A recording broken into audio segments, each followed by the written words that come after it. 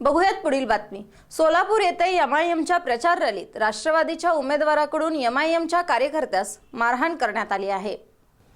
सोलापूर शहरातील नई जिंदगी या प्रभाग 21 अमन चौकातील आज एमआयएम पक्षाची रॅली निघाली होती। या रॅलीत घुसून राष्ट्रवादीच्या पक्षाचे उमेदवार हारून सय्यद आणि त्यांच्या साथीदाराने एमआयएमच्या 4 कार्यकर्त्यास मारहाण केली। या मारहाणीत 4 कार्यकर्ते जखमी झाले आहेत। जखमींना शासकीय रुग्णालयात दाखल केलं आहे। मारहाणीत जावेद मुलानी, आसिफ फरीद शेख, सादिक चांद शेख, इम्रान शेख हे जखमी आहेत।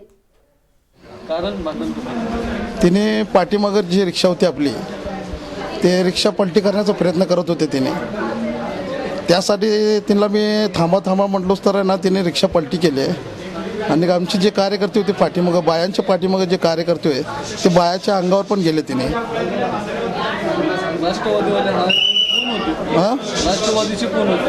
राष्ट्रवादीचे अरुण सय्यद, मोहम्मद हनीफ सय्यद, वहाब सय्यद, अनिस सय्यद, मकसूद सगरी, परत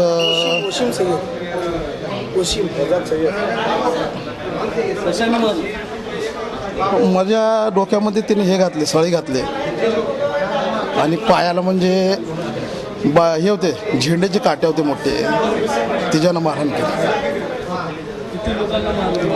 हां, तर 3 ते 4 लोकांना मारहाण केले भरपूर तिने।